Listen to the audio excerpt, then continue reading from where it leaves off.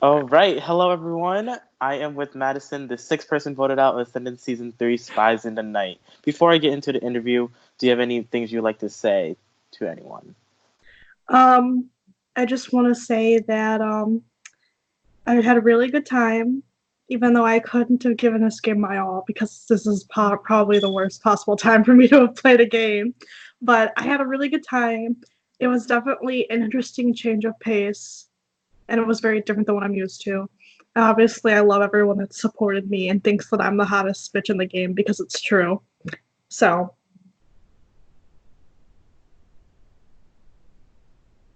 You done? yeah. All right. So let's get into the questions. So, first off, what do you think you could have done different with your gameplay? I mean, it's only been like an hour, so I've kind of just had time to sit and I guess think about it. And part of me wants to say that I could have possibly not voted Rory out, but I do think that it was an important move that needed to be made. But I could have, like, obviously, if Rory was still here, there's a chance I might have stayed a little longer. So, but who knows? And I wish I would have talked to people more, but these people are just too much. You weren't at elimination to experience the whole being eliminated in Ascendants, but can you say, or in your opinions, who do you feel most betrayed by and why?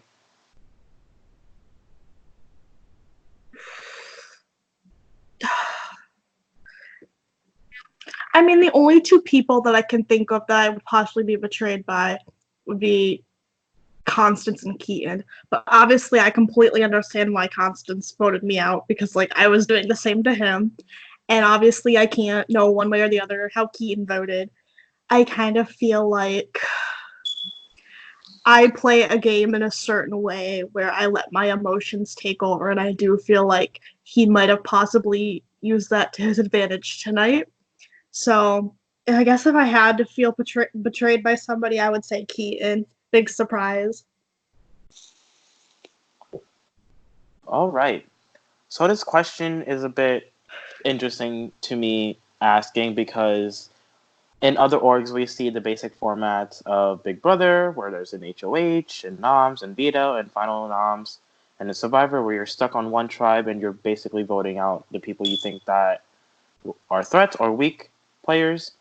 How did your strategy change in this game compared to other orgs that you played in? I mean, as of like referring to Big Brother games, I don't know for sure, but like when I think about Survivor games that I've normally played, like there's this very strong rule of like no cross tribal communication.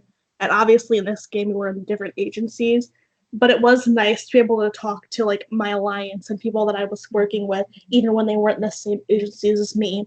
Because that way I could kind of get a good feel on what was going on and like not feel so, I guess, out of place when I'm in an agency where the rest of my alliance isn't there. And then with the whole like comparing it to Big Brother, I don't know. I feel like it's a lot less social than a Big Brother game is because like obviously you never know who's going to be in power, so it kind of is just like a safe bet to try and talk to everybody. Whereas like in this game, it's only beneficial to really talk to people in your agencies as opposed to like everybody all at once. So yeah,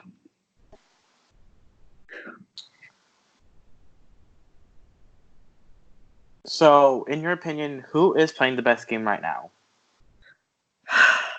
I mean, the only way to answer this is to say the only person who is playing their own game, and that would be Chandler. As much as I hate to say it on a personal level, everybody is eating out of the palm of that boy's hand. And I have to respect it on a game level. And honestly, I feel like I kind of respect it personally because he didn't make personal moves the way JJ did, even though him and JJ were close. So, yeah, I feel like without Rory, Robbie's pretty lost. So I would have to say Chandler. So, before I get into the last two questions, I have a few questions of my own that I want to ask and see where your brain is Okay. or head is at. So, in this game, you basically started saying, I don't want to align with the village. But then it seemed that your game was already going towards that section of the game where I have no choice because I'm pinned with this group. If Mhm. if you were not pinned against this group, do you think your game would have been better off without those people? Or do you think you would have still needed them along the way? It's hard to say because obviously being pinned with the village was not good for my game, but at the same time, it was because of my relationships with Rory and Robbie that I was able to become aligned with Natalie and Romeo. And I guess by extension, Constance, who I didn't really have the best relationship with coming into the game. So it was kind of a blessing and a curse. And it was something that I didn't really want to affect the game, but some people like to play dirty, and it became this big thing that it didn't really need to be because I don't get why people care so much. But it is what it is. And I am glad that in the short time I was in the game that I did have the village to kind of be forced to work with because at the time the village was exposed, nobody was going to want to work with us. So just the fact that we were kind of like forced into this group, I guess, kind of worked out for me for a hot minute. So yeah.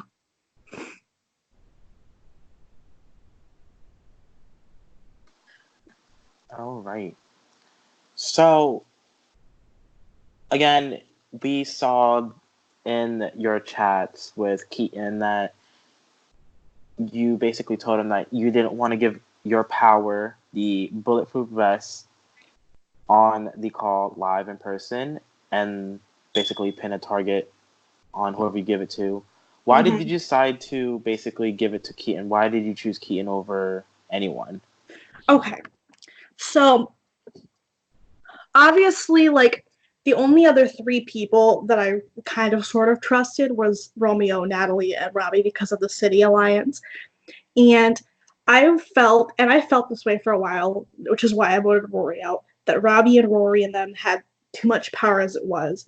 And I'd already given Robbie that briefcase that Rory gave me. So I feel like if what Keaton was telling me was the truth, and that Chandler had this magical power to nullify a bulletproof vest, basically me having it is useless.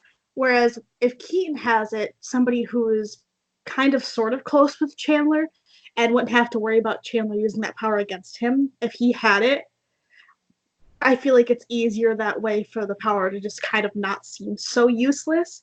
And if I were to just give it to him, like if I were to have shown up to the call, which was very unlikely because I was at work, and just gave it to him publicly, then Chandler would be like, oh, so he's close with her.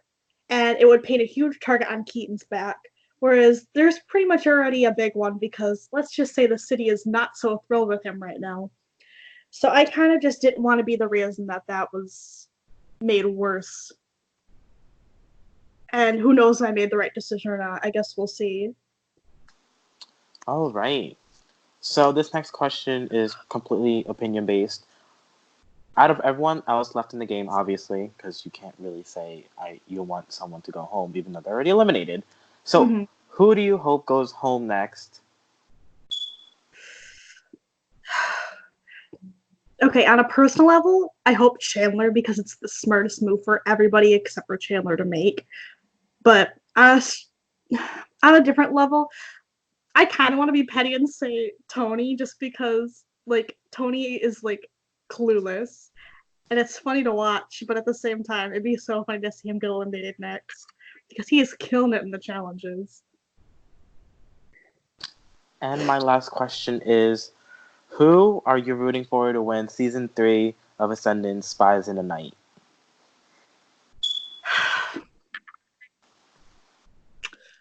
Robbie, Keaton, and Constance because they were probably the three people that I talked to the most.